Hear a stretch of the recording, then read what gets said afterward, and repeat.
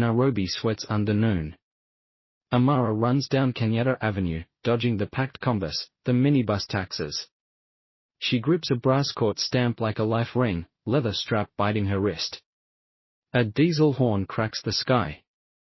"Hurry, Amara," Sefu calls, his voice thin and urgent. A vendor slaps a crate, the smell of roasting maize slaps her face as she bolts, stamp heavy in her bag. A boy says, "They'll close the shelter." Amara chooses the courthouse door over a phone call to the shelter director. She decides to risk the stamp now, rather than wait.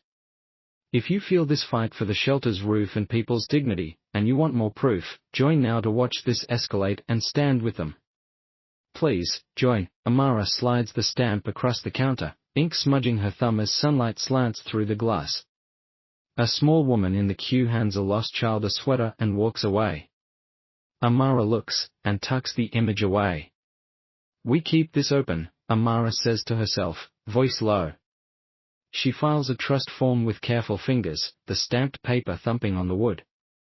Soft breath, soft hope. She can't let it fail. At the registrar's window, a printed notice pins to the board. Kamau Holdings freezes the Jubilee Trust funds. Mr. Kamau, the billionaire, appears on a live feed later that afternoon, a crisp suit, cold smile. The trust's terms change, his aide reads. He speaks a snide line in a recording, illegal technicalities, nothing personal. He fires his lawyer publicly and files new papers that strip the shelter of funding. The community texts and queues swell. Faces tighten. The room pulses with a ticking deadline. Keep eyes open. Amara slams a filing drawer, searching for the original trust deed, fingers flipping paper like a frantic metronome. She recalls a small hand shoved into a train guard's palm, a child's shoes left on a platform. She presses the memory, hard and sharp. "You're. Remember the stamp codes, right?" she asks Sefu, who nods and swallows. He shows her his palm scar and says, "I can help." She trains him at midnight, stamping sample forms until their thumbs ache. Papers pile like barricades. Fight the freeze. A council clerk blocks access to critical archives with a curt nod and a stapled notice. Amara leans her shoulder into the heavy door and wills it open, breath fogging. "You need a permit for copies," the clerk says, voice flat. The permit takes days. The deadline takes hours. Amara arranges bribes she refuses to pay. She files a formal request instead, and waits in a long queue, watching time leak. They are running out of papers. News vans set their mics like traps at the shelter gate, and Mr. Kamau stages a press line with lawyers flanking him. He smiles at cameras and calls the shelter's managers incompetent in a public rant. "We will redirect funds," he says, plainly. That is the material harm. Checks cancel, work stalls, roofs remain leaky. Sefu hears a whisper and ducks into an alley with Amara, his face pale. He confesses, "My brother works for Kamau." Amara grips his shoulder, hard. He vows to help anyway. His stance shifts. Keep trust. They file an injunction at the civil registry while a yellowed rain begins to spit on the pavement. Papers get wet at the edges. Amara counts signatures and practices a short speech into her phone, voice steady. She remembers being left at a station bench, a stranger's hand patting her head before she walked away. The memory tilts her choices now. She makes a plan, a public records, witness lines, and a live broadcast that cannot be ignored.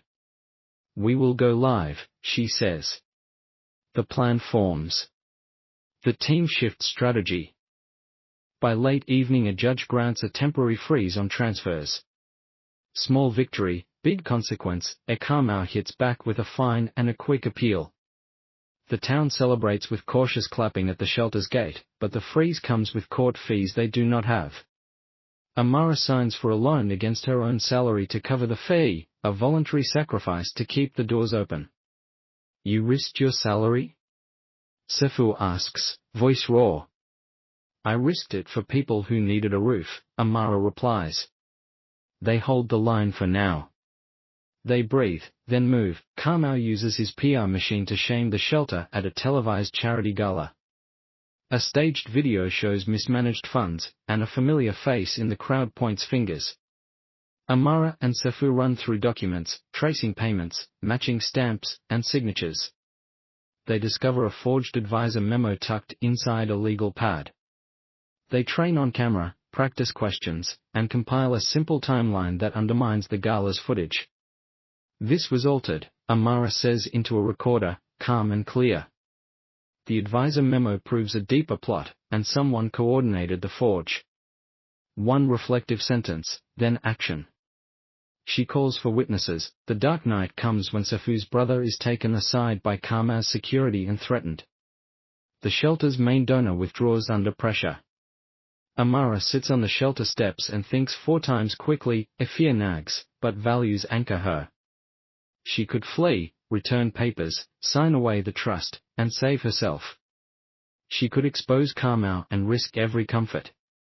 She chooses to expose him. She rings lawyers, lines up an independent journalist, queues for permit copies, and teaches Sefu to read footnotes. They stand at the filing window, blinking under fluorescent light, and grind through bureaucracy, forms, fees, signatures, and phone calls.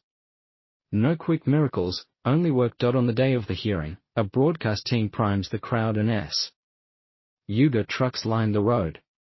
A slow hush falls as a convoy pulls up, local leaders, voters, and shelter families. Amara steps to a low stage with the stamped originals held like armor. A janitor from the archives, an unexpected witness, walks forward trembling and places a set of papers on the table. She says, "I kept copies." The crowd gasps and goes silent. A video clip shows Mr. Kamau instructing an aide to reroute payments. The microphone catches his exact words. "Cut them off now," he ordered on tape. "You stole their roof." The crowd roars and rises. Kamau's face shows a quick, human crack. He fingers a faded orchid pin and looks older for a second. He speaks, "I acted for control, not harm." His apology arrives forced, but real. Voters and donors demand return. The abused lever, control of the trust, reverts in a public vote at the hearing. Forgiveness follows with conditions, oversight and open ledgers. The brass stamp appears again, placed by Amara on the new oversight charter, sunlight catching the brass. Just as stamped in public, Kamau stands before the people and loses his private lever. He pays fines and restores funds in court, and the shelter's contracts renew under community trustees. He places his hand over his chest and, quietly, admits his fear of losing his name if he let the trust fade. That human detail cracks his armor and makes the crowd murmur.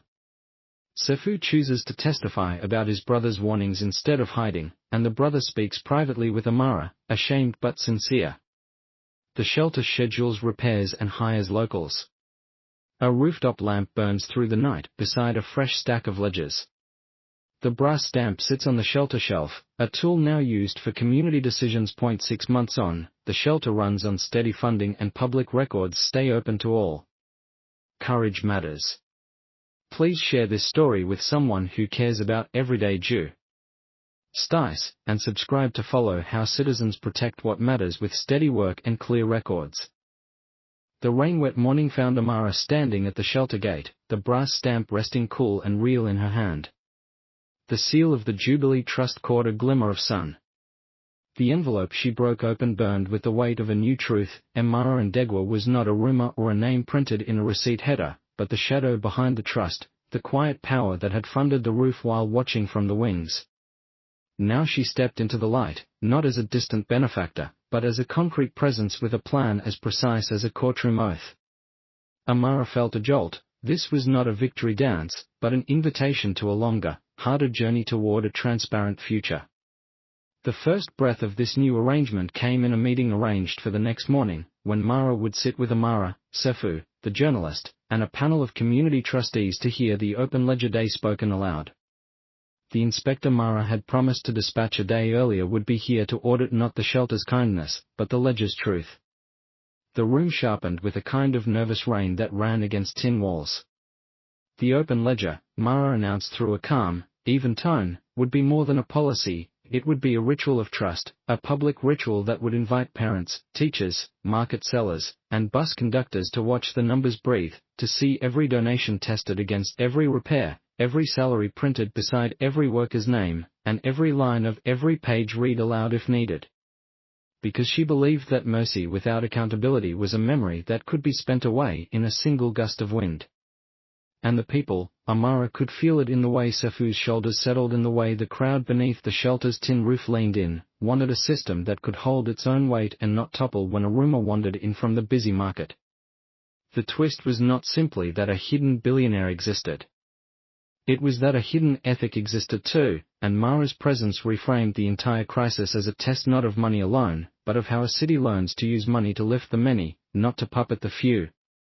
The morning after the reveal, Amara and Sefu drew a map on a scrap of receipt paper, tracing the routes the funds had taken and marking the gaps where a misstep could still echo. Mara's counsel arrived in a quiet procession, our legal advisor with a notebook, a financial auditor with bright eyes, and a shy but resolute journalist. The city's nerves remained taut, the air full of the smell of roasted corn, diesel, and rain-washed concrete. Yet there was a soft light to the room, because people understood that this was not merely a dispute about a roof, but a lesson in how a roof becomes a home through rules that can be seen by everyone. As the panel settled in, Amara watched Mara look at the stamped charter and the open ledger with a respect. She spoke with a voice that was both apology and invitation, we begin by showing what we spend, and we finish by choosing who decides how it is spent. The audience, a river of faces from all ages and walks, street vendors, teachers, a schoolgirl who wore a sweater her grandmother had knit, nodded as if a new current ran through the town, a current that would not permit deceit to float on water any longer. The tempo of the day grew from careful listening to public counting. The first room's air shifted as Mara and Amara walked through the ledger's pages together, not in accusation, but in instruction. Mara guided the new board to prepare a schedule for weekly audits, a calendar of repairs published in a wall-mounted ledger, and a set of participation rules encoded so that any resident could request explanation of any line item without fear of being dismissed as suspicious. The mid-morning turn came with a surprising witness, the janitor from the archives, who had found a second copy of the forged memo tucked inside a pad. She did not accuse anyone, but unfolded the evidence with shaking hands and a steady, brave gaze. Her testimony reframed the conflict from a personality clash into a procedural fight to stop repeat harm, a moment that shifted trust from a fragile, improvisational thing to a tangible, ongoing practice. The panel, faced with this clip of a dated past, paused as the video played again on Mara's portable screen. The audience murmured in a language of relief and caution, for the clip revealed not an admission of guilt, but a commitment to root out the pattern that had allowed the misdirection to survive, an internal culture that had treated donors as saints and board members as shadows. Yet Mara's voice rose again, clear and careful, we cannot build a future by pretending only one man owned the misfortune of our city, we must own the missteps and repair them with hands that belong to the people. The turning point was not the discovery, but the declaration that followed. A new governance model would be launched on the day after the Open Ledger Day, one that rotated seats among community trustees, included a rotating chair from among the shelter families, and required live-streamed quarterly reviews that would be archived where a child could read them aloud in the library if needed. Amara felt the old fear wanting to pull her backward, but Mara's eyes, bright with a steady, almost stubborn belief, held her to the path, and Sefu's quiet tremor of relief loosened into resolve as he whispered, "This is bigger than money, this is the people learning to guard their own roof." The Open Ledger Day itself approached with the governor's aides arriving, with the journalist ready to press the open scrolls of numbers into the daylight, with Kamau appearing not as a villain to be shamed, but as a man who would answer and adjust, and the crowd gathering to have a say that would echo through a city's future. There would be questions about where the funds would come from for ongoing repairs, questions about how to ensure that local workers would be paid fairly and promptly, questions about how to measure impact beyond the ledger's neat rows, and all would be answered in a public forum. Yet even as the day grew closer, a thread remained unspoken between Mara and Amara, a question about who had kept watch on what was donated and who still held the quiet power of influence over the trust's path. The open ledger would show numbers, yes, but the true verdict would rest on the willingness of every person in that square to name the least visible cost of poverty, the fear of being seen, the fear of speaking out, and to choose, again and again, to act with courage rather than to retreat behind a private shield of excuses. Because if the city learned to turn fear into steady, daily acts of accountability, then a city that kept its roofs dry, its ledgers transparent, and its people ready to teach a child that a generous hand also holds open a ledger and a listening ear would emerge. In that glassy, hopeful moment, the crowd began to disperse. The generators hummed a familiar tune. The market's bustle returned with a gentler cadence. Amara stood with Mara and Sefu in the doorway where the old brass stamp rested on the charter, now with the promise of shared duty, while a distant rumor hinted that the shadow behind the trust might not vanish but transfer, that a new challenge would emerge from beyond the shelter's gate, a challenge to reconcile the city's hunger with a world that often measured worth by a balance sheet.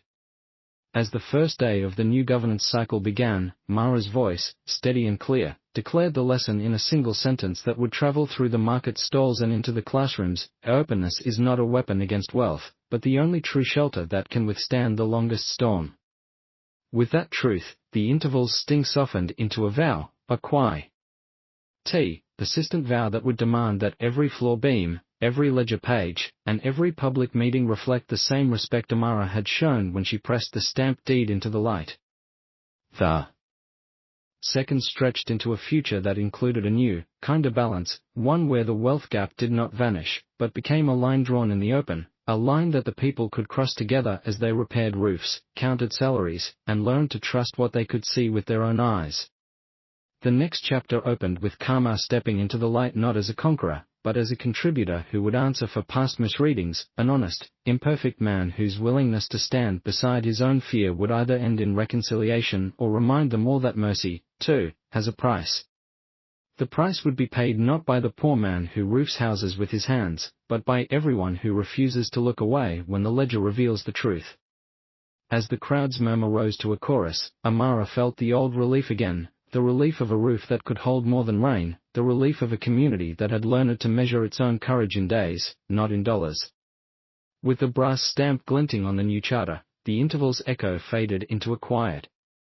But the cliff of what remains to be done grew clearer, one thread left dangling, the anonymous donor whose shadow had built this moment and who might still be watching, awaiting a sign that the city would not only read the numbers, but keep offering the same open hands. The promise that the next scene would test whether the people would choose to keep the roof strong not because they had to, but because they had learned to care for one another enough to keep watching the ledger. In that quiet possibility, the scene resets once more, inviting the next act to begin with a simple question: what kind of city do we want to be when a roof is not just a shelter from rain, but a beacon of how we live together? And who among us will be willing to stand up and say, here is the truth, here is the number, here is the promise, and here is our future? Already built by hands that would not let a single neighbor fall through the cracks? The last glow of the day lingers on the brass stamp and on Amara's face, steady, hopeful, ready for the next line to begin.